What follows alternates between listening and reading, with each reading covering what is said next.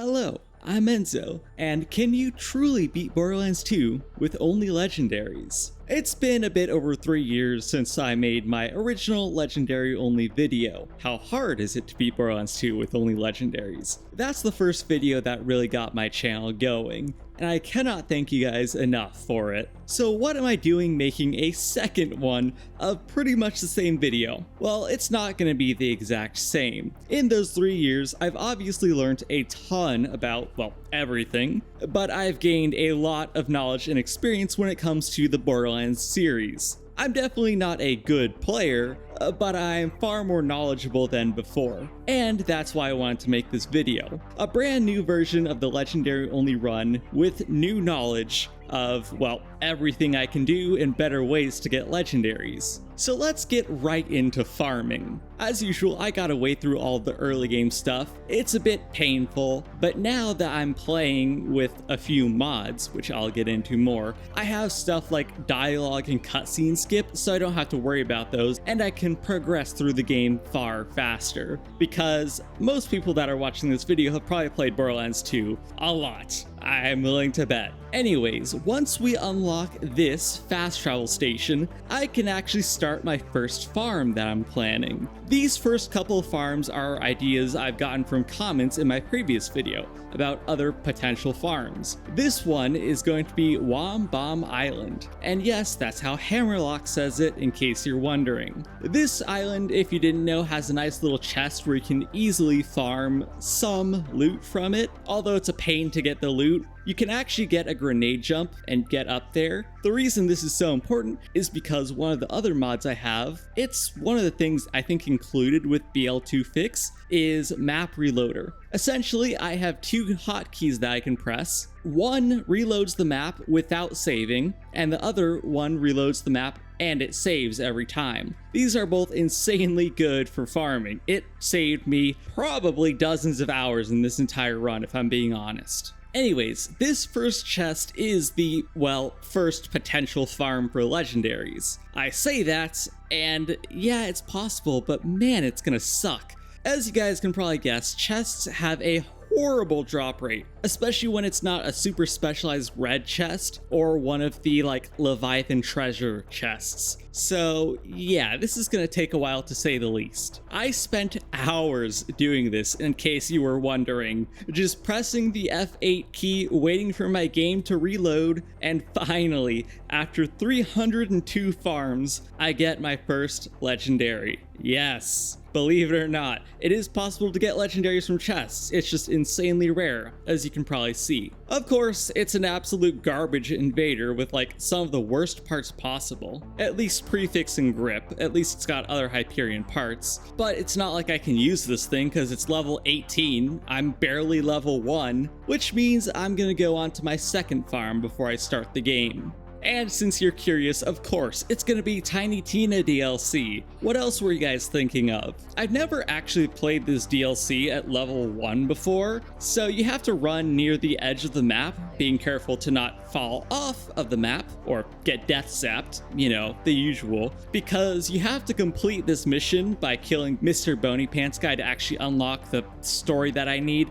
Basically, you have to kind of lure him all the way over to a rock golem. This is naturally harder said than done, because everything here is level 30 and will one-shot me. Technically two-shot with Healthgate, but you know. I had to reload the map once because the rock golem actually got killed by the skeletons, which is not supposed to happen. I guess if you have too many skeleton archers, he just gets overwhelmed. Oh well. The second time around wasn't any better though. Look at this. There's an immortal skeleton. These guys just keep getting back up unless you pull the swords out of their back, so I had to kill them, unfortunately. I'd rather not, considering I don't have any legendary weapons, but I would like to get this show on the road. I'm also completely one-shot at this point if I'm not careful, so yeah, things are getting interesting. I have to keep punching Mr. Bony Pants Guy to lure him over. It kind of reminds me of Flesh Stick in Tina's Tea Party mission, which is oddly fitting considering this DLC. But I just need to get him close to the rock golem so that they aggro each other, you know, faction wars, the usual. usual. The rock golem kind of stun locks and easily kills Mr. Bony Pants guy, it just takes a bit of time. I still have a couple of objectives to complete in Flame Rock Refuge, however. You see the problem here? I need to blow up these barrels. I can't get over there. I don't have a gun, but I do have grenades. And my throwing skill is actually half decent, you have to admit here. The problem, this DLC is scaled to level 30. I am a 10th of the way there, level 3. I didn't know this, but apparently barrels do have health scaling on level. That's interesting, I did not know that was the case, but apparently they do. I am so low level that I cannot damage the incendiary barrel, or at least barely damage it. Naturally, these absolute cursed abominations are going to be in my way. The solution to this entire problem, believe it or not, is just throw more grenades and not miss. I didn't believe it was actually going to work, but once you get certain elemental barrels low enough, they will automatically explode, which is very nice. Also, have I mentioned that there are skeletons and spiders in the other area of Flame Rock Refuge? Because there are. Enemies in an area where I literally cannot fight is a slight problem. Even if I wanted to fight them, I couldn't because I would deal no damage and they would one-shot me. Thankfully, the second incendiary barrel is in, well, melee range. It's still terrifying because I don't want to die to this thing. If you guys have seen some of my other videos, you might know my troubles in the past, but thankfully it's just a game of chicken, and I happen to win this time around. From farming that chest in Wambam Island, I was able to get a ton of iridium. I was gonna edit the iridium in anyways, just to save myself a lot of time. You guys probably understand. However, my first farm is in the tavern. You guys probably guessed it, it's Tina slots, go figure. After clearing out the story, I have access to them right now, which is awesome. Okay, guys, you're watching all of this footage, right? There's no cuts. I'm still in shock looking at it now. I was prepared to sit here for hours grinding this thing out. I kid you not. The second roll is a legendary. You cannot make this up. This is one of those things where, like, if it wasn't recorded, you wouldn't believe me that I got a legendary second roll. I don't know how this is even possible. Like, I'm still speechless, by the way. After I got this, I kind of just went for a walk. I know, rare thing to hear a gamer say, but I was so shocked by this development that I just couldn't think anymore. So, yeah, quick in and out of Tina DLC, and we have both of the first early game attainable legendaries. Unfortunately, these are both way too high level to use right now, so you could technically farm like Digistruct Peak or Fight for Sanctuary DLC for XP, but this is more of a proof of concept to me. I just wanted to show you guys that it is possible to get a legendary before Knuckle Dragger.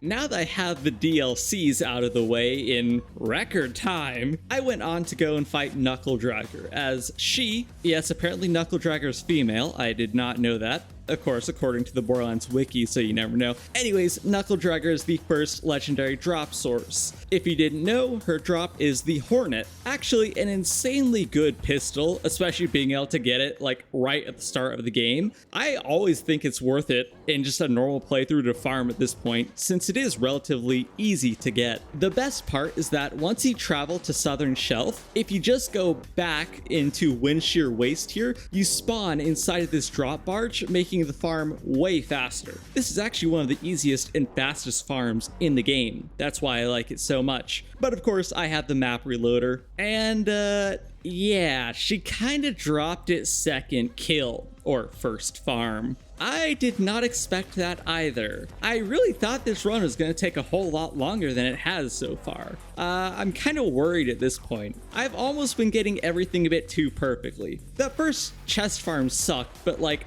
instant legendary from slots and Knuckle Dragger, something is wrong here, I can tell. I guess the game makes up for giving me fast legendaries for having the absolute most disgusting parts on all of the weapons. A Tediore Grip Hornet with mag, that's pretty bad. Yeah, that's one odd thing I noticed in this run. Almost all the legendary drops I got were disgusting parts. Always horrible grips, accuracy prefix, I always just get like the worst drops possible. It's unbelievable. Anyways, now that I have the Hornet and a couple levels of XP, obviously the first bandits are going to be an absolute breeze. This gun literally melts them in most cases. Now, one of the major things I didn't know in my original Legendary only run is that despite having yellow armor, Boom and Boom don't actually take more corrosive damage and resist fire damage. They're technically just normal flesh enemies. They just have a yellow health bar. I guess it was never implemented properly. Either way, the Hornet still melts them because this gun is broke, especially early game.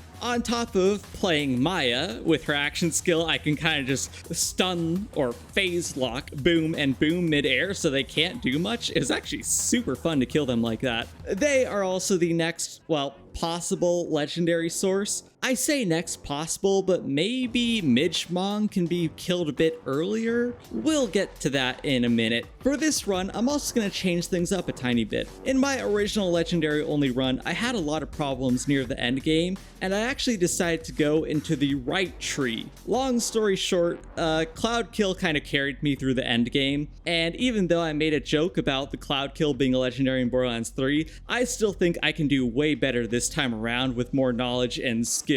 Once you blow up the gate and claptrap in the process, you can actually start farming Boom Boom. So I decided to kill all of the enemies that spawn here first because they are a good source of XP, and then got to farming. This is the first farm where things started to get interesting. As you can see, this took me 17 farms to get the bonus package. However, Boom and Boom both have a 10% drop rate for it. So that's pretty unlucky, I have to say. I guess things are gonna start to balance out by the end of this run, which I will say now, they do. Trust me, it's gonna get horrible. Since I was in the area, I decided to pay a visit to Midgemong and farm myself a Cur Blaster. This is also nice because ammo has been a major issue with the Hornet so far. So it's nice that I got a Cur Blaster, but like I was saying earlier, it's got some disgusting parts, including melee prefix. Honestly though, it's not half bad early game, because I am using my melee a bit more often than I'd like to admit, mostly when I run out of pistol ammo, or want to save ammo. But with this, that's not a major issue anymore. With these two insanely powerful weapons, you can probably guess that the mobbing was insanely easy. Nothing really stands in my way anymore, and I love it. The only problem with early game, as usual, is survivability. The main issue with having no shield is that, well, I also have no health regeneration, which means my only real survivability is hiding and staying in cover. I have no shield to regen, no health to regen, and health drops are very rare, but thankfully I deal a lot of damage. And I have phase lock to take out, or to temporarily pause certain enemies, which does include Captain Flint later on, by the way. There are a lot of enemies that can be phase locked, and it's quite funny. I was able to get some early hits on Captain Flint, and you can see just how this melted his health bar. Unfortunately, once he started spawning minions, they melted me in return. The main problem with Captain Flint is that you can't really deal much damage to him while he's in this fire phase. He has insane damage reduction, bullet reflection, because DR isn't bad enough, and also heals from fire damage to him, which is pretty horrible. But yeah, when he doesn't have that phase, he's stupidly easy, as you can probably tell. Captain Flint can be farmed for the Thunderball Fists, and I was very much considering it in this run. It would make perfect sense for a run like this, especially considering I didn't do it in the first one, but I decided it wasn't worth it since I already have pistol ammo problems, and I'm gonna be getting an upgrade to my pistol soon enough. I also completely forgot to mention, possible to tell in the footage here, I actually had some micro stuttering the first day that I was recording this. I actually looked it up, I tried to reload my game. Apparently it's something to do with like Shift servers or Epic Games servers, because yes, I play this on Epic Games. I have Borderlands 2 on Steam, however, that's a completely fresh copy that I have plans for later on. I'm actually just playing a version of Borderlands 2 that I got for free like several years back. Was it like 8 or 9 years at this point? Jeez, has it been that long?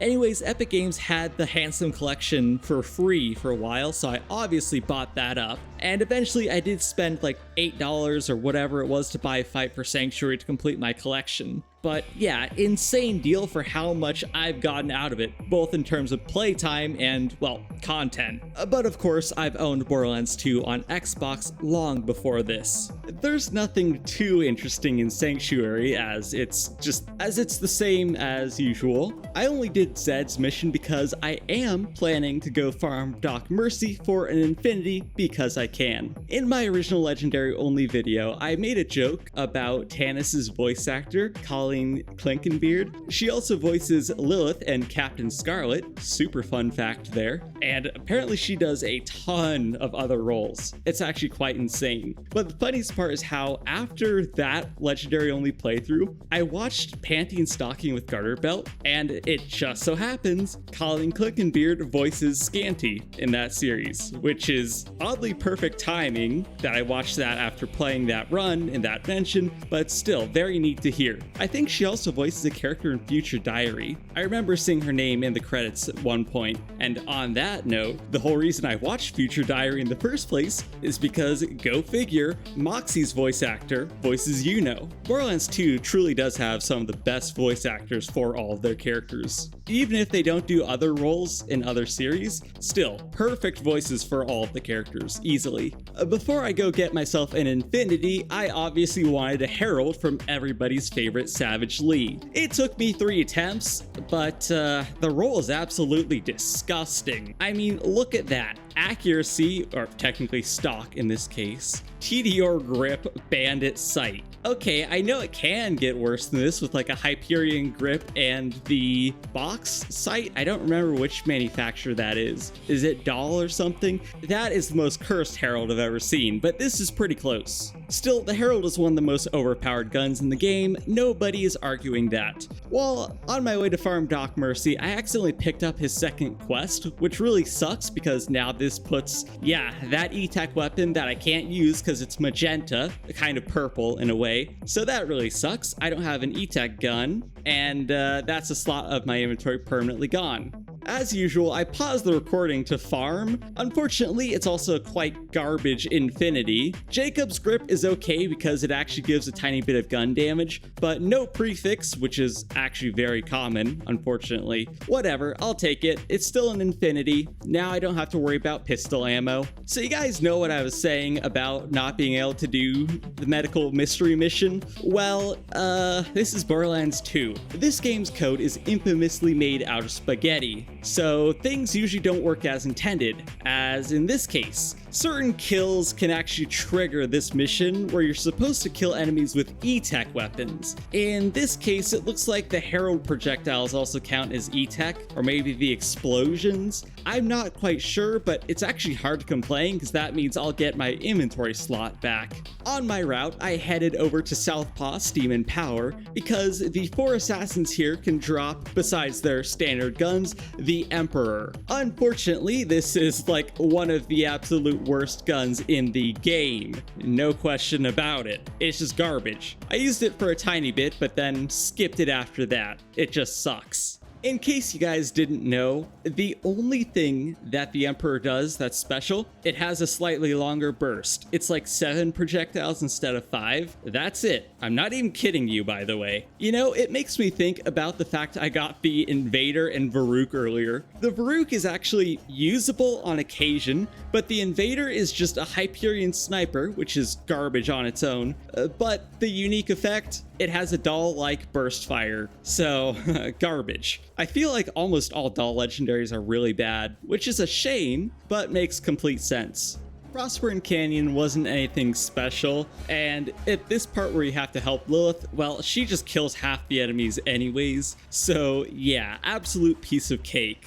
Before I get on to my next farm, I wanted to head to the Dust for a little bit. This is partially to progress the story to unlock Lilith's missions. I think you have to go to the Dust before she gives you her missions. Anyways, I was hoping to try and farm a unique enemy called the Black Queen, and she should spawn right here where I am. Unfortunately, I reloaded the map several times and she just didn't spawn for some reason. I don't think she's that rare, unless her spawn is a 1 in 10, that's what I'm thinking of, but her drop should be a 1 in 3 for the Nukem. I was really hoping to get that, but it looks like I won't be able to. In case you were wondering, rocket launchers don't start dropping until level 10, I believe, or around this point, so I should be able to get her. I mean, she should spawn anyways, even if she can't drop the rocket launcher. I just didn't get her to spawn. So that's what those farms attempts are for. I thought she'd be here, but she is not.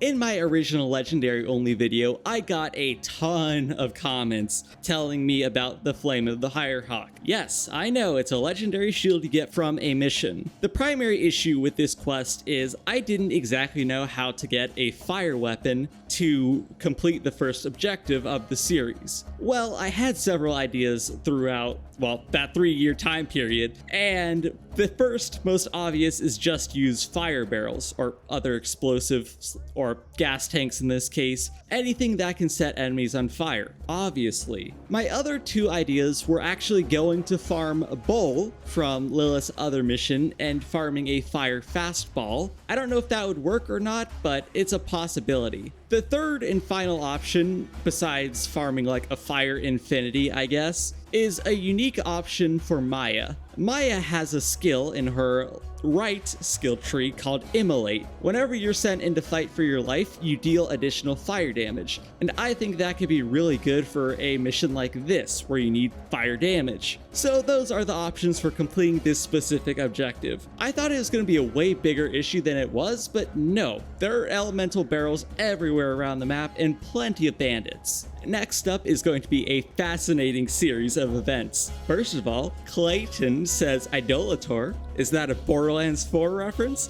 Idolator soul? I just found that hilarious now that I actually understand the word. I thought it was like idolator, but no, it is Idolator, a person that admires someone else heavily, I think. I've only ever heard this word twice. It's in Borderlands 2 and 4, so yeah. Oh, and please ignore the shield. It wasn't my intention to have this on, but I'm guessing the mission I just turned in gave me it, and I didn't even realize it was there. I'm so used to just having a health bar. Not like it made a big difference. That's because I've been spec'd into kinetic reflection, which gives me a chance to reflect bullets back to the enemies, and that's given me a ton of survivability at this point. I like the left tree a whole lot more right now. The part we're all here for, though, Scorch. Scorch is a mini-boss from this series of quests, and, oh, there he goes. So, yeah, this kind of happens sometimes. Let's get a replay of that in slow motion, please. Anyways, this is a classic Borderlands 2 spaghetti moment. Things like this happen where if an enemy tries to jump on you at the same time you jump, they'll get sent into the air. Whee! There he goes. Yeah, this happened to me in another playthrough when I was fighting, or specifically farming, Knuckle Dragger for a Hornet. Yeah, exact same thing. They just fly into the sky. It's hilarious. Just one of the reasons I love this game so much. I'm not going to count that as a farm attempt, by the way, because I didn't get to kill him. That's just pure Borderlands 2 jank. However, the wild part is on the first technical kill of Scorch. He happened to actually drop a Hellfire. That's perfectly convenient. Unfortunately, is a bladed, ugly Hellfire, but you know, it's kind of hard to complain because that'll be nice to have for a little bit. Besides the very annoying fire part, I say the main reason I don't do this quest line is because of this mission. Having to run all the way through Southern Shelf is such a pain in the butt, especially when you get hit by a random bullet right when you're about to complete the objective. That makes it infinitely worse. Yeah, that's why I don't do this mission, guys, in case you were curious. I didn't want to do this part. The funny thing is, from the chest I got after killing Flynn, I got a knockoff Hellfire. Look at that. It's a Fire Mollywon SMG with Mollywon barrel and Doll grip with Mollywon stock. That is scarily close to my Hellfire. I also knew that Incinerator Clayton had a drop during this final mission. I think you can actually farm him. It's a 10% chance for the Pyrophobia rocket launcher. Honestly, I don't think I've ever used it. Maybe once or twice, but yeah, I didn't really feel like farming that considering I'm going to be farming other stuff very soon. Another Borderlands fun fact with Enzo, the flame of the Firehawk is actually shown as being a purple, both in the mission reward and in the item. As you can see, it actually has a purple shield core, while a legendary shield should obviously be orange. Every other tier works the exact same way. White, white, green, green, you get the point. I don't remember what mission it's from, but there is some mission in this game. Oh, I think it's part of Mel's quests in the Iridium Blight, where he gives you a green shield, but it has a white core or something like that. Interesting stuff. You have to fully complete Lilith's other quest before you can start farming Bull, and it took me a little bit, but I managed to get myself a fastball, which is the next legendary grenade I can get. I conveniently got Shock, which is nice. Getting Fire would have been annoying. Corrosive would have been nice for the robots coming up, but I'll take Shock. Another funny thing, a couple of days before I started to record this run, I got a comment on the original legendary only video telling me using cars is not legendary, so run invalid. I don't actually know if there is a legendary skin for vehicles. I decided to use the effervescent one because, let's be honest, it looks beautiful. But sure, I'll be killing all of the enemy cars myself, mostly with grenades because the fastball is just way too fun to use. Hey, Badma, catch! Okay, well, it took 2 grenades. That's a bit more than expected, probably because it's Shock. But hey, there's Badma. That was easy. Unfortunately, Badma is either glitched or just spaghetti code and cannot actually drop legendaries. He is one of the best farms of XP though. On top of a decent chance for Iridium and relics, he actually tends to drop a ton of blue items, if you want that for some reason. At this point in the run though, I can say things are going very well. I have the Hellfire for really good damage against flesh enemies, which are kind of all of the inhabitants of the Bloodshot Dam. I have the fastball for taking out very tough enemies, like the bad nomads and other baddie enemies in here. I have the Flame of the Firehawk as a decent shield. The slight issue is that the Flame of the Firehawk only works when it's depleted. Of course, it's a Nova shield. So when it's depleted, it constantly triggers Novas that deal a ton of fire damage. The issue being my skill choices. That little cannon skill I got gives me reload speed and shield regeneration when I kill an enemy. You see the problem? I get like 1 Nova off and then my shield starts recharging. The effect doesn't, well, recharge until the shield is full again. Quite unfortunate skill anti-synergy, let's call it, but it's whatever. I like the shield regen, it's more survivability. Speaking of, I mentioned it briefly earlier, but kinetic reflection gives me a chance to reflect bullets for a bit after killing an enemy. The other nice thing is that it actually gives me big damage reduction on those bullet hits when they reflect. Even though the enemies here are higher leveled and my gear is still quite low level, Borderlands 2 is legitimately one of the best designed games ever, especially when it comes to enemies like this. You see, the loaders can be a pain in the butt to deal with, but most basic loaders have a ton of critical parts on all of their limb connections, making them extremely easy to kill. That's why loaders are actually one of my favorite enemy types, because they're so unique in that fact where you can actually disable parts of them to make them easier to kill if you aim properly. You can bait out explosions, and not have to deal with killing them otherwise. I sometimes forget just how good Borderlands 2 really is. Needless to say, the Bloodshot Ramparts was very easy all around. And even though constructors have an insane grenade damage resistance, which is what the Jarold does, the Warden mostly just has a super tanky shield. Once you get that down, his health bar just gets melted, as you can see here. The fastball doesn't do much to him, but it's still very fun to use. In Tundra Express, for literally like the first time ever, I have to say, since I have the Hellfire, I'm able to ignite all 3 Varkids normally. I would usually use the machines or fire melons, but yeah, neat to be able to use a gun for once. However, unlike my original legendary only run, I did not get a legendary from these marauders. I will still say that is one of the most insane drops I've ever gotten. Sure, the second roll legendary from Tina Slox certainly matches that level of luck in this run, but I mean, considering I needed a shield in the original run, you can't really beat that insane coincidence. Another thing that you guys wouldn't believe if I didn't have recorded. And by the way, man, it's crazy to think how much my videos and style of gameplay have changed in the last few years. Because looking at this original footage,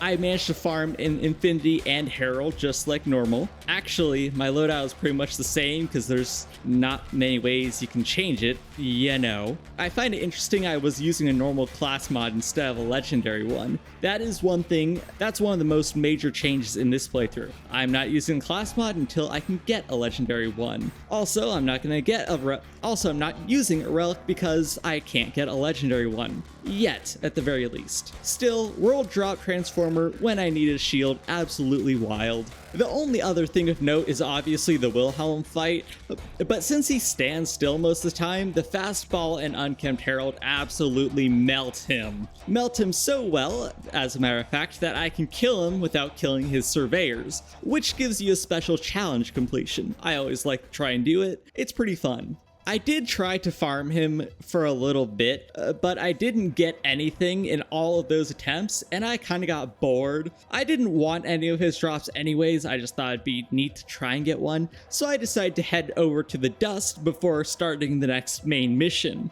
If you didn't know, as long as you don't take the power core out after accepting the next story mission, you can actually quickly do the good, the bad, and the Mordecai. I usually do this because you can get the Moxie XP relic a little bit early, which is really good for obviously more XP. However, it also unlocks the farm for the Lilith and Veruc, which obviously I'm going to be doing here since both of those would be nice to have. My pistols are starting to do worse and worse damage as I level up, and you know, I'd like more ammo diversity here. As you can see, it took me a ton of attempts, and I got 4 Verucs before I got a Lilith. I mean, I'm not even surprised because the Veruc is complete garbage half the time, but of course, the sniper I get is also garbage. Matching grip I'll take, sure, but it's slag element, which I'd rather like anything else at this point, especially going into the fridge in the Highlands. I guess fire would kind of suck for Highlands and wildlife preserve, so I guess I'll take it. Extra damage is usable at the very least. Speaking of the fridge, everybody hates the fridge, especially me. It's not a bad map per se. Okay, it kind of is, let's be honest. Considering half of it is locked until you get back to Sanctuary before you can get the missions for this place. Yeah, okay, it's pretty bad. This place is full of stalkers, rats. Rats are definitely the worst part, but chrysalists also suck, and Rack on top of that to harass you the whole time. I hate this place. I kind of forget how bad it is. That being said, the Highlands is also quite annoying because of the abundance of stalkers. Thankfully, it's not too bad in normal mode, but once you get to True and Ultimate Vault Hunter, it gets horrible because rabid stalkers are just the worst things to deal with. Robots aren't too bad because, well, they're robots, relatively easy. I forgot to show it, but the Thresher kind of got fastballed by like 3 or 4, something like that. It was stupidly easy. And the beacon defense was relatively easy as well. The Veruc is really good at close range, shredding robots, and the sniper is great for taking out slightly tougher enemies by applying slag, on top of dealing really good crit damage, sometimes to multiple targets if your projectiles hit well enough, which is one of the reasons I love the Lilith so much.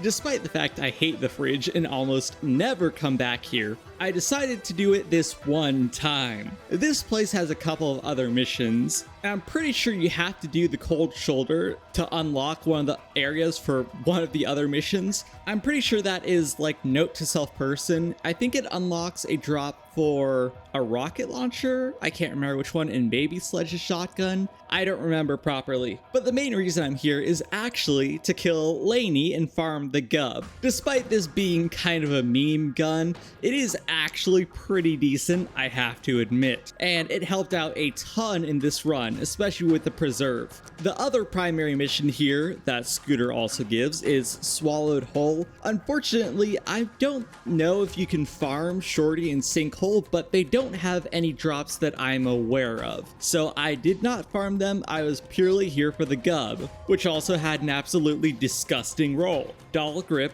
magazine prefix. But whatever, I got a bunch of XP while I was here. It's gonna help out because it's still corrosive at the end of the day. After that, I decided to do a couple of missions in the Highlands. The first one is Stalker of Stalkers. You gotta search a bunch of stalker piles and optionally kill some. Then you gotta kill a bunch of them to hopefully get an echo drop to unlock the second mission. The second mission requires you to kill even more stalkers and then a boss version, Henry, which I think is actually female. Anyways, Henry has a legendary drop, which I literally did not know about. I really thought there were no legendary farms in the Highlands, but apparently she is. So I'm gonna be here for a little bit, hoping to get her drop. By a little bit, as you can see, I jumped from 416 to 442. It took a while, and let's just say it was not worth it in the slightest. Her drop is the Cradle, a shield that is somehow worse than my very low level Flame of the Firehawk. Okay, that's not a good sign at all. The Cradle is a TDR shield, which is even more bizarre because TDR doesn't have many legendaries, and definitely not any legendary shields besides this one. It's an interesting shield. Essentially what it does is, when it's depleted, it works almost like a Nova shield and drops a shield out in front of you that explodes. Kind of like the Whiskey Tango Foxtrot, and it's equally as dangerous, as you will see very soon. The wildlife preserve itself is actually quite easy because I have the Gub. Corrosive absolutely melts armored targets, and Mordecai's Slag makes dealing with normal health enemies very easy as well, on top of corrosive dealing a tiny bit of extra damage to flesh, which is quite nice. It just sucks against shields, but a lot of enemies here don't carry shields, especially in normal mode. Needless to say, this place was quite a breeze, which is always very nice. Thankfully, the baddie skag that spawned was Slag, which is quite easy to deal with. I will say it once, I'll keep saying it forever. Shock skags are the absolute worst, with their unavoidable lock-on instant one-shot stupid shock laser beam that they do. If you saw it there for a little bit, once my shield was broken, it launched out an explosive and one-shot the alpha skag. That was pretty awesome, I have to say. I know, for how bad the Cradle looks, it's actually quite fun. However, if you are too close to that explosion, it will kill you as well. So you gotta be careful about that. I have been downed several times in this place because of this stupid shield. Thankfully, the Wildlife Preserve does unlock several new legendary options. And thankfully, I only had to reload the map one time before I actually got what I wanted, which is weird because this farm usually takes me forever. Anyways, Pimone and Tumba have their own dedicated drops. Pimone, as you can probably see, is the Transformer. This is one of my favorite shields, despite the fact it's useless most of the time because shock enemies are actually quite rare. However, it's great for dealing with ion loaders, and kind of just fun to use in general. Tumba also happens to drop the Deliverance, which is a very fun TDR shotgun. When you throw it, it actually starts flying around, homing in and shooting at enemies. It's pretty hilarious, I have to say. But I decided not to farm that because I'm gonna have a very good legendary source coming up quite soon. You guys already know what it is. Yeah, it's the loot dudes from Doctor's Orders. Are you surprised? Probably not if you've ever played this game. I got a Hyperion Grip conference call very early on, which is nice because this thing is stupidly broken. Obviously, everybody loves the conference call. An interesting thing to note about loot midgets, or loot dudes, loot homies, whatever you want to call these guys, one of the best legendary sources in the game, is that they can't actually drop legendary shields, if you didn't know. They can only drop guns, grenades, sometimes class mods, and the relics they drop are standard relics early on, but they can actually drop unique ones like the blood of the ancients, or all the ancient relics a bit later on top of being able to drop a couple of pearlescence way later on past level 62, which is quite nice. So I'm gonna farm these guys for a while to see what I get. I also managed to get a corrosive fastball, which will be helpful for this level. I mean, their drops are very generous early on, I have to say, especially for refarming them. As you can see by the insane jump in level, farms, and legendaries, it took me a while to farm these guys to get what I actually wanted. Sure, I got some neat stuff, including a corrosive, let's call it cheat code. That's the name of this particular SMG in the pre-sequel at the very least. Anyways, the main reason I wanted to farm these guys, besides good guns, is actually the legendary class mods they drop. Of course, 99% of what I got was junk that I just didn't bother to pick up in the first place, but it's always nice and fun to see what you can get. Now that I have my one and only class mod, it's time to continue. You might have also caught that I accidentally equipped a relic, but I'm 99% sure it's shotgun ammo or something useless like that. I didn't mean to, I'm pretty sure I just picked it up by accident. I also managed to get a skull masher, which is very nice. I don't usually use this weapon because it's like never dropped when I can actually use it. It's quite a fun gun. You'll see later on. But obviously, I'm just gonna melt Bloodwing with the conference call. I mean, I'm 2 levels over. It's the freaking conference call. She's a nice, large flying enemy. What else do I have to say? Considering how overleveled I am, you guys should probably be able to guess how 1,000 cuts went. It was quite easy. I also got to use the Skull Masher here a lot, which is nice. Again, I really like this gun. It's insanely fun. I just don't get to use it all that often. I mean, freaking sniper shotgun. How can you go wrong with that? You know, it makes me think of, I'm pretty sure it's like Fortnite Save the World, where I guess it was a shotgun sniper instead of a sniper shotgun. You get the point though. Guns like this with tons of pellets at long range are always insanely fun, no matter the game. One reference that I'll also never get sick of is 4-Man Jasper. I've said it in another video, but in case you guys weren't aware, Jasper Foreman is actually one of the Borderlands 1 developers. I learned that by reading the actual game manual or whatever. It actually came with the Borderlands 1 Game of the Year edition thing I had, or I still have the whole disc and everything, but I remember reading the name Jasper Foreman, and that makes a lot of sense here. He happened to drop the Black Hole, which is his dedicated drop, on the first kill, which is quite nice. This shield isn't that great, I will admit, but it can be kind of fun, especially when there's tons of enemies. In case you didn't know, the Black Hole is a Nova shield that first creates a singularity effect when it's broken, so it sucks all the enemies in, and then it explodes with a shock nova to deal a ton of damage. Very fun shield.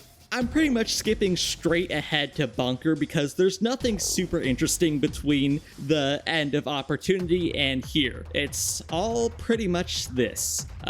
Killing loaders with a corrosive weapon. We all know how stupidly easy that is, so let's just get to Bunker, shall we? So, do you guys remember how the Bloodwing fight went? She got melted instantly. The Bunker is relatively similar. Not the exact same, as you can probably tell here. It's a bit slower, but the Bunker is still stupidly easy because of how the conference call works. This gun is just dummy busted, and everybody knows it. It would be even more fun if I had a way higher level and certain skills like chain reaction, because if you didn't know, when you have an enemy phase locked with the skill chain reaction, your bullets can chain to other enemies, and in certain situations with large enemies like the bunker actually has several different hitboxes inside of it, which is why Boar can one-shot it at the right angle. Maya's chain reaction skill can do something very similar to Boar with specific weapons. I don't know how well the conference call does it, but in my OP10 playthrough, I remember killing Bunker in Saturn with Boar, or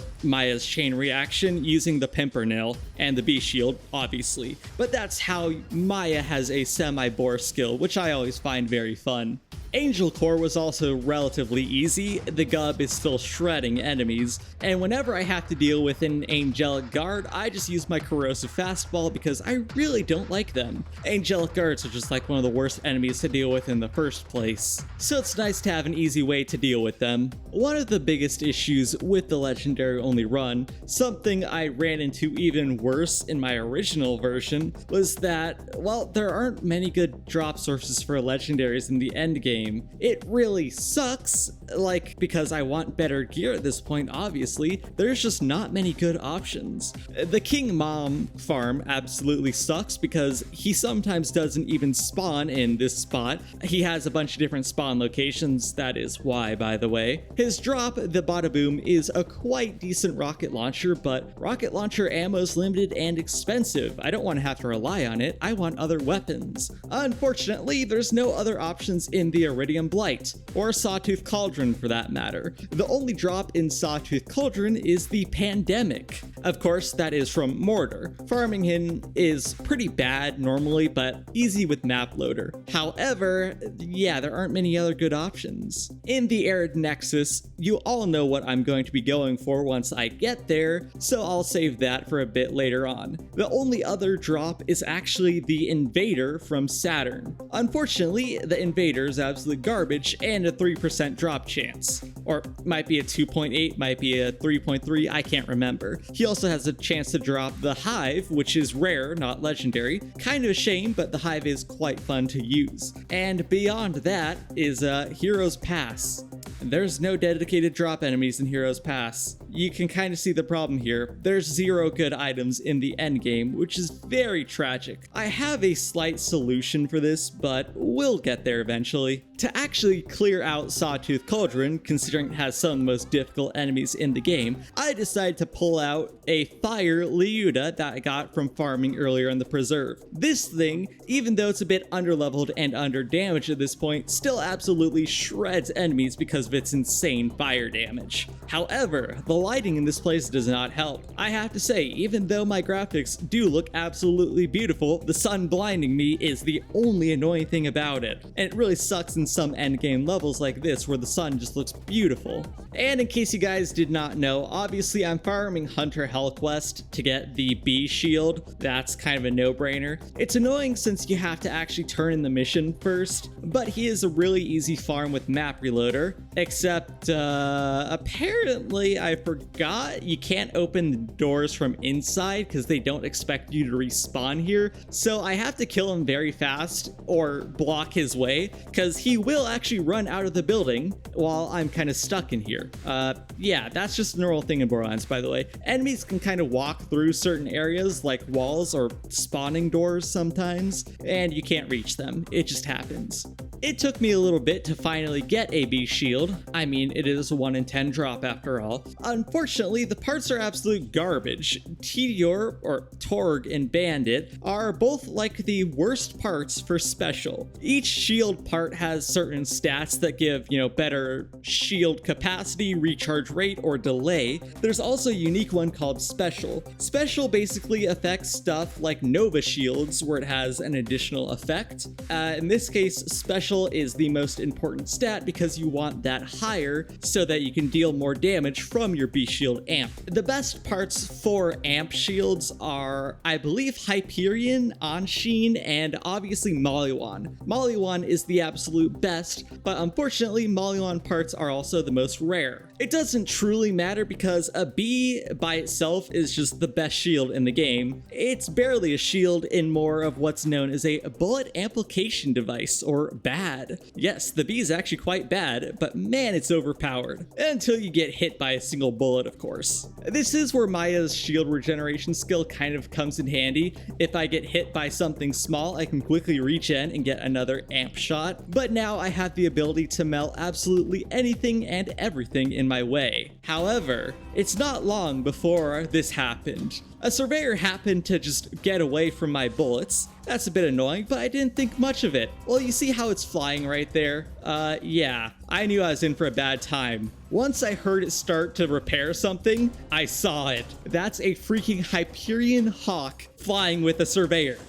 In case you guys didn't know they can do that, by the way, Hyperion Hawks that carry rocket launchers can use surveyors whenever they're close enough, or if they send out the correct signal. I don't know what exactly triggers it, but yeah, they can use them as jetpacks. In case you didn't think rocket launcher enemies were dangerous enough, they can fly. Yeah, this is terrifying, by the way, especially considering this guy has a Molly-1 rocket launcher, and Molly-1 rocket launchers have insane rocket speed. So if I'm not careful, he will just one-shot me, and there's nothing I can do about it. Still, absolutely fascinating to see another one of these in the flesh. I've only ever seen this combination once before. In my certainly over 1,000+ hours of Borderlands 2 gameplay, I've only ever seen this one other time. So it's weird to see it again. And it's only ever been in this map, by the way. I don't know why that is. Maybe the code is just bugged, knowing Borderlands 2, but still, it's fascinating to see this. Especially get a rear shot, if you will, poor wording right there, of this and actually seeing the Surveyor acting as a jetpack. I've never gotten to see a back view of this before. I've only ever seen it facing me, so super cool sight right here. There wasn't anything else very interesting in the Arid Nexus Boneyard, but the Badlands is where I can unlock, technically at least, the final farm of the game. Obviously, that is Saturn. Like I was saying earlier, he can drop the Invader. I don't really want that, but I might as well try to farm it since I am here. Unfortunately, Saturn is incredibly difficult to kill, and I can't get hit by any attack, even his drone's explosions, if I want to keep my B shield and deal any half-decent amount of damage to him. Thankfully, if you shoot Saturn at the right angle, the projectiles of the conference call split up perfectly and can actually deal even more B damage. On top of that, this is going to be a very important detail, a lot of the containers here have a good chance to spawn loot midgets. You'll see very soon. So I was originally planning to farm for an invader since I had no other option, but then this kind of dropped. Yeah, this was from a loot midget, by the way. It's Tor Grip, which is actually decent because it gives a tiny bit of gun damage, but double prefix. Now, that is insane. Normally, double prefix is decent, but pretty bad in terms of ammo efficiency. Like, you're more likely to miss shots and waste ammo, but with the Infinity, you don't have to worry about that, and double prefix is literally just free damage. So, yeah, this is one of the best drops of the run, at least for the timing of it. You know, I have a fresh B shield, I need something that can easily proc the B, like an Infinity, for example, with double prefix, and yeah, let's just say it melts everything in my path from now on. It's pretty awesome. Now that I have an actually decent weapon for the end game, everything becomes an absolute breeze. Sure, the Gub B combination would have still worked for places like this on top of the conference call, but this is so much more fun. On top of that, I'm now level 32. Well, I could have done it at level 31. I think I misplaced a point, but I have the ability to get the bottom left keystone, which is a skill called Thought Lock. This turns phase lock from something that pauses enemies in a little bubble, and it actually changes enemies to fight for you instead, which is very nice. It also makes them the center of attention for all other enemies, so really good overall. One of my favorite skills. On top of that, there's an extreme fun fact that I also learned from my OP10 playthrough. In this area, funnily enough, if you use Thought Lock, Phase Lock, on an enemy, or Surveyor specifically, the Surveyor will actually come and heal you if you're low health, or shield you if it's the Surveyor one. So that's a very fun and unique use for this skill. The only thing that confused me for a bit is I couldn't remember if Thought Lock enemies could be damaged by the B. They still do get hit by the B effect, even if they're under the influence of your skill. It just doesn't make the sound effect, which is pretty good to know. The Infinity B is still very much carrying me through all of Heroes Pass, especially when you get Brick and Mordecai to help you fight. It's very useful. On top of that, I can actually use Phase Lock to damage those pesky autocannons up there. It's always nice to be able to kill them with their stupid shields and everything. I don't know every other way to kill them. I know Cloud Kill is good against those turrets, but Zero's Boar can also pierce through those shields, which is very nice. Anyways, when those are down, I have no risk of getting hit because, well, all of the enemies are just focusing Brick, making this entire section quite easy.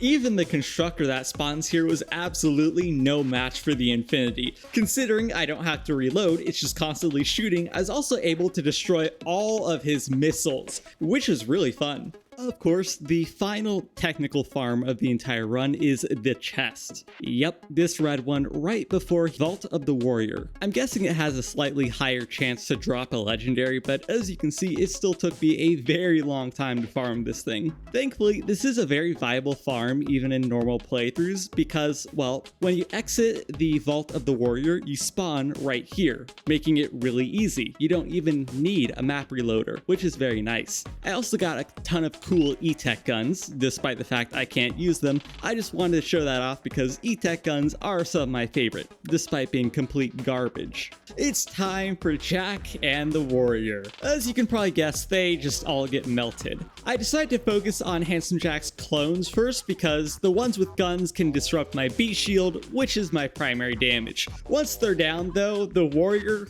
kind of gets melted. Well, kind of melted because I swear most of the Warrior's first attacks really just disrupted my B shield. Once I got that back up though, the Hornet just shreds through his chest, which opens up his critical spot, and yeah, there's a third of his health gone instantly. That's normal. The next time he rises up, the exact same thing happens. Another third of his health just gone like that. And mind you, this is all damage from the B shield and Hornet alone. I don't even have anything that like buffs grenade damage or even slag that'll make me deal even more damage. Needless to say, these might be a little bit broken. But it's hard to complain because a nice quick warrior fight is always preferable. And thankfully, I didn't have to farm the Warrior because the Warrior is guaranteed to have a drop from a large item pool. There's actually a ton of stuff the Warrior can drop. Most of it is legendary, but then there's also the chance to get like, I can't remember, I think it's a head and a relic. So I'm glad I did not get any of those and I didn't have to re-farm him. I just got a fire leech. However, I was hoping to get some other drops from the Warrior, and thankfully I managed to get a conference call very quick. This is nice because it does more than 5 times the damage of my old one and has a couple of extra pellets. Well, that's gonna make it even better. Unfortunately, some of the parts suck, but it's hard to complain. Conference call is a conference call. Unlike my original video, this run is nowhere near close to done just yet. There are a couple of other things I want. To start out, I'm gonna head over to Marcus's mercenary shop. This is absolutely the best headhunter, at least in my opinion. I mean, it's hard to go wrong with some awesome Christmas themed enemies and a giant snowman boss. Yeah, I forget how much I love this one. This is a great time to start explaining headhunters and I guess DLCs in general for the legendary only run. You see, a lot of the DLCs have their own unique legendaries and a lot of enemies that have dedicated drops, including bosses. Headhunters unfortunately don't work like that. They are essentially just mini levels of their own. It's got a tiny bit of story, a couple missions, and a big boss at the end. The biggest problem with headhunters is that the bosses don't have dedicated drops, which means they are really bad for farming legendaries. Sure, bosses do give better loot generally, but headhunters, yeah, it sucks most of the time. You might get a legendary once in a while when you farm them, but I had very little luck in this run, and any run, really. On top of that, all of the chests and stuff that you get after killing the bosses, yeah, those are just standard chests, in case you're curious. Normal loot rates apply. You are very likely not going to get a legendary unless you farm it a ton. I spent a long time, like several hours, farming both the chest itself, the snowman himself, and a combination of the two before I finally got a Stormfront. This is one of my favorite grenades, actually. I love a good Tesla. I just don't get to use it all that often in my runs, especially considering it's far outclassed by the electric chair from Fight for Sanctuary DLC. But still, very nice find that'll be good to use for a little bit. Before I head to my next playthrough, there are a couple of other items that I want to farm for really quick. In Tina's DLC, well, I'm guessing that most of you guys know this by now, but in case you didn't, the tree ants in the forest here have a 10% chance to drop the bee shield. That's why you're almost guaranteed to get a bee while you're here, because, well, it's such a high chance and there are so many of these tree ants, which I always find very nice. It is the easiest, best bee farm in the game by far. Also, the puzzle in the mines has a chest at the end that you can unlock if you complete it successfully, which is actually very easy, by the way. You just have to do it in reverse order that the game does it to start. The easiest way I do this is I just note down which one, numbering them 1 to 6 from left to right. I think it's a very easy system, and yeah, the puzzle isn't all that difficult once you know what you're doing. I don't know if this chest can be farmed or not. It might be a one-time only thing, but I kind of regret not trying out, testing the Tina chests with dice and rolling 2 to see how many it takes to get a legendary. That's something I have to do at some point now. A lot of the bosses in this DLC also have dedicated drops. It just so happens I managed to get Sledge's shotgun from Greedtooth first try. I did not expect that. I was actually going to look up what he drops, but I guess we all know now. Next up, one of my least favorite levels in terms of design, but it's got some insanely good drops. Up in this area where you fight all the sorcerers, necromancers, really annoying enemies, they have a chance to drop legendary items. You might have seen it there for a second, but the baddie sorcerer has a chance to drop the chain lightning, one of my favorite grenades easily. The fire mages have a chance to drop the legendary fireball, or firestorm I think it is, and the necromancers can drop a magic missile, but it only goes to purple rarity. There's no legendary magic missile, but it kind of makes sense because the magic missile is only used for slag. All that matters is that I got my chain lightning without farming. That's always a good day. And in case you were wondering, the handsome sorcerer shares a drop pool with the warrior. I mean, yeah, it's literally Fantasy Handsome Jack. What did you guys expect? I got a volcano from this. Volcano generally isn't my favorite, but it's half decent considering I'm going to be using it very soon. Before I continue with the run, there are a couple of other farms I want to do first. As you can see, yeah, Butt Stallion. This is the next farm I'm gonna be doing. It looks ridiculous because it is.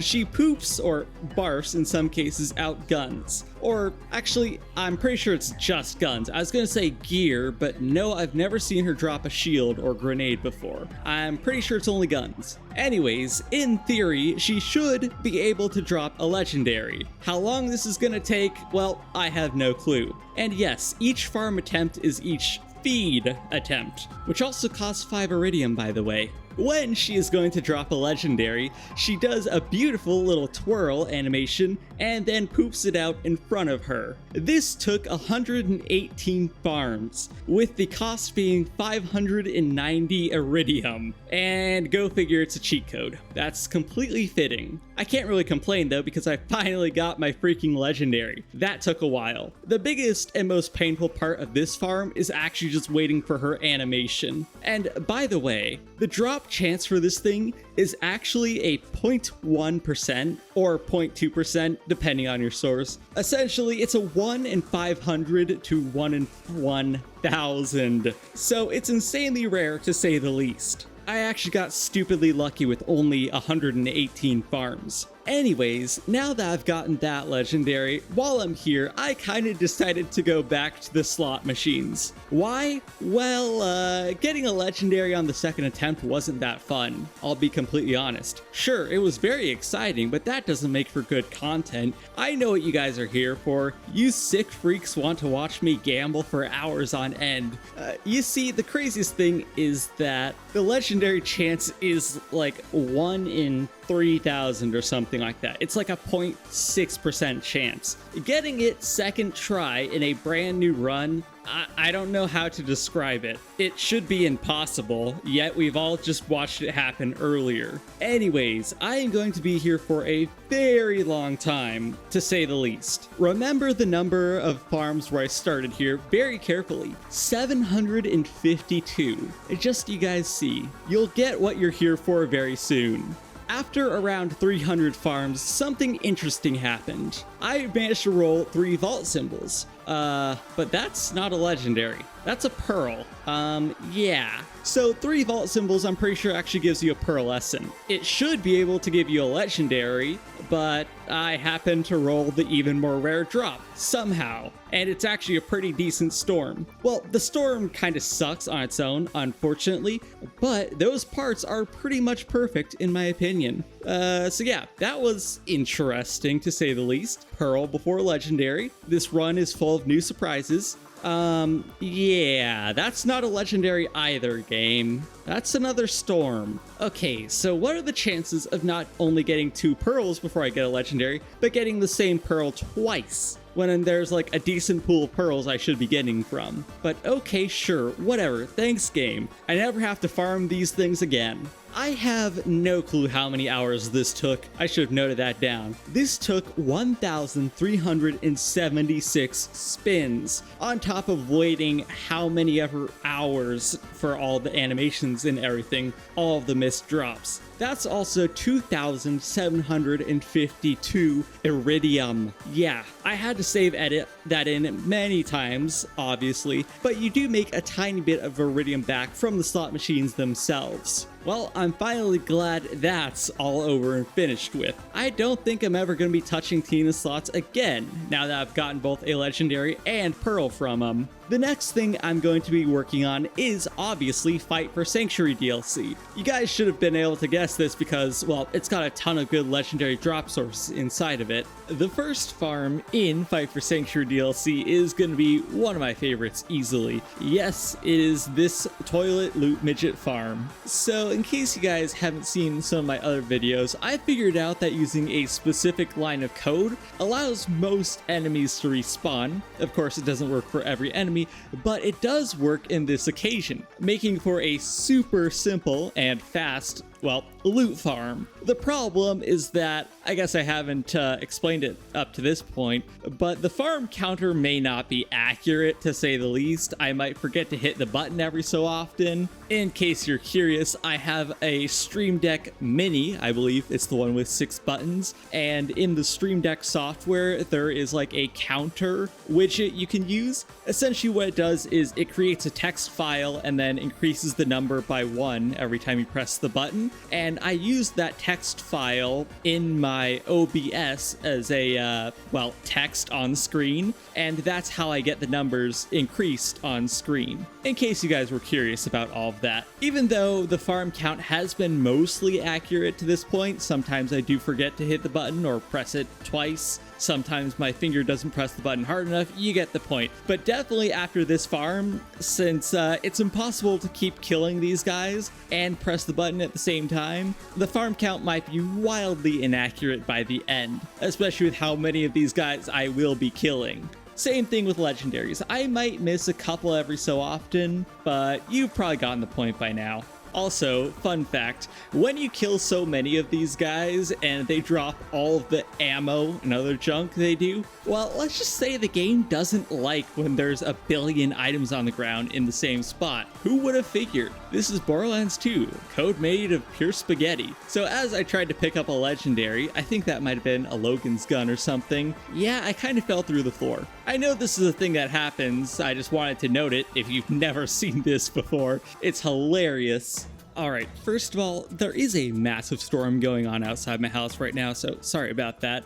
But the biggest farm that everyone knows about in Fight for Sanctuary is obviously Uranus. This is one of the best farms besides that Loot Midget and Cassius. There's also a really good Tubby farm in this DLC, since Tubbies can actually drop a lot of pearls and legendaries that Loot Midgets cannot. I think it's like Gen 1 versus Gen 2 pearls or something like that. Anyways, this DLC is just full of really good legendary farms, and Uranus is probably my favorite. He just drops so many legendaries so often, and has a really high chance to drop the electric chair, which is easily my favorite grenade in the game. I also happen to get a pretty much perfect Thunderball Fist. It's got a double laser, it's got dual prefix, or double laser, matching Mollywand grip. Sight really doesn't matter, but hey, I can't complain about this perfect combination. This is going to carry me through a lot of my next True Vault Hunter mode playthrough, because I need to get through True Vault Hunter mode to complete my final objective. Here are some highlights. I first of all got a bonus package when I wasn't even farming Boom Boom, which I found pretty funny.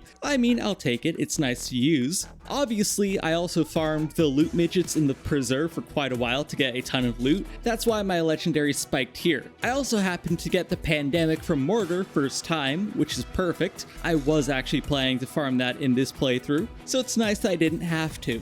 I finally got a new bee from Hunter Hell Quest. Sure, I could have gone to Tina DLC at any time, but that's a lot of work. Yes, literally a 34 bee to 49. That's pretty ridiculous. I decided to farm one with slightly better parts, because the first one I got was garbage. Even though it's like a 15 level improvement, still, these are slightly more workable parts. Since there are still no good legendary sources at the end of the game, I went back to the chest. And let's just say I should have stopped early. I got a garbage Jarold, then a garbage Pandemic with rubberized prefix, obviously, another couple of Siren class mods, and yeah, I should have just stopped there because look at the difference between this and the last clip. Yeah, I may have passed over 3,000 farms trying to get a better weapon from this chest. I'm just not allowed to have nice things, and yeah, I didn't get anything good past this. Which really sucks, but I guess the warrior has what I'm looking for. My first warrior kill actually gave me a half-decent drop. Unfortunately, that's not exactly what I'm looking for. The grip is wrong and, well, it's corrosive, which might work for what I want, but I really want a fire conference call, or just default element, I guess. Thankfully, it didn't take too long of read-only farming, aka the moonshot, so I don't have to keep killing the warrior over and over, and I got a pretty decent conference call. It's correct prefix and Hyperion grip, which is very nice. I was really hoping to farm for a fire element conference call for my entire plan, but this will have to do for now. So, why have I completed a true Vault Hunter mode playthrough? What is my goal? Well, if you see where I am, you can probably tell. There is one legendary that I have not gotten in my first run, which I really should have, and this is how I'm making it up. There is a legendary relic. There is only one, as a matter of fact. But it is legendary, and my goal is to get a full legendary loadout. The problem,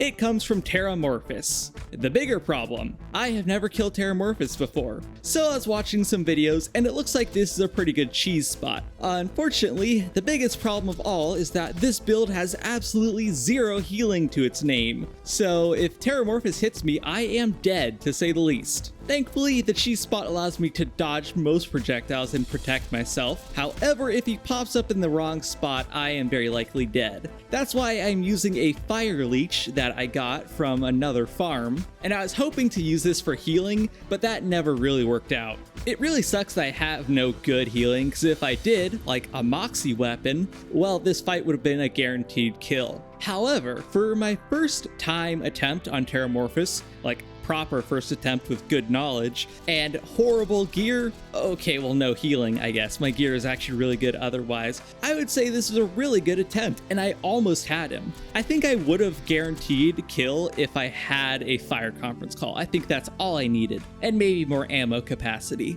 And with a cheated in conference call, obviously, I don't remember if I put perfect parts on this or if it's the same one I had duplicated and fire element, but as you can see, it is theoretically possible to kill Terramorphous with the conference call. Or legendary only and this build, I guess. Everyone knows it's possible with the conference call. This gun is so stupidly broken. So, I decided to change my save all the way up to level 80 so I have all the skills I want and highest level weapons so that I can, yeah, one-shot Terramorphous. I have already spent so much time in this playthrough, I don't want to spend much more farming a stupidly rare item. In case you didn't know, Terramorphous has a pretty decent drop pool actually. He's got, I think it's a legendary shield, there's a rare gun, a rare, or purple maybe, grenade, and of course one class mod for each character. So you are guaranteed to get a legendary drop every single time you kill him. It's pretty annoying actually because that's going to clog up my legendary pool the more I have to farm him, but oh well. Anyways, the relic I'm looking for, the Blood of Terramorphous, is a 2.86% drop rate. That is less than 3, which means it's about 1 in 40 or something like that, 1 in 30, whatever. It's going to take a while to get one of these, to say the least. On top of that, apparently Terramorphous can also drop the Pitchfork. This is one of the dedicated drops. I don't actually know if there's another one or not, but that's interesting to learn. I don't get to see this gun too often, so it was a pleasant surprise. The farm itself only took about 45 attempts, but the primary pain point with Terramorphous, even with the reloader mod, I still have to wait for him to like spawn and run over to the arena. That is the biggest problem. If I didn't have the reloader mod, I'd have to run all the way into the arena, and who knows how many extra hours that would have added to this playthrough. But finally, I have gotten it. The Blood of Terramorphous, the only legendary relic in the game. And okay, I know you guys cannot see it, so let me zoom in a bit. In case you guys were curious, this is one of the worst relics in the game. Forget some of the like shock or damage resistance elements, because those are still useful. No, all this thing does is health regeneration. It's such a tiny amount that it literally does not help in the slightest. It's such a horrible relic, and it's so rare that there's a reason no one uses this thing. And looking at the footage now, I see the problem because I have the overlay. But yes, that is a 1% health regeneration per second. It takes 100 seconds to regen all of your health. I know, it's garbage. But finally, after 25 hours of mostly farming, I would say it'd probably take 2, maybe 3 times as long, so around 50 to 75 hours plus if I didn't have the reloader mod. Yeah, this run was ridiculous. Still, it was very interesting to finally use all of the knowledge that I've gained over the years and made a proper legendary only run this time. On top of that, I got to kill Terramorphous for the first time. I would say it was mostly legit because the strategy was there, just not the gear. That's kind of the biggest issue with Borderlands 2 Endgame, but still, that was awesome. And now it's finally done. The true legendary only run. Well, as always, thank you very much for watching. I always appreciate it. And a special thank you to all of my channel members. You guys are all awesome. I hope to see you guys in the next video. And this is going to be Enzo from Lookintogaming signing out.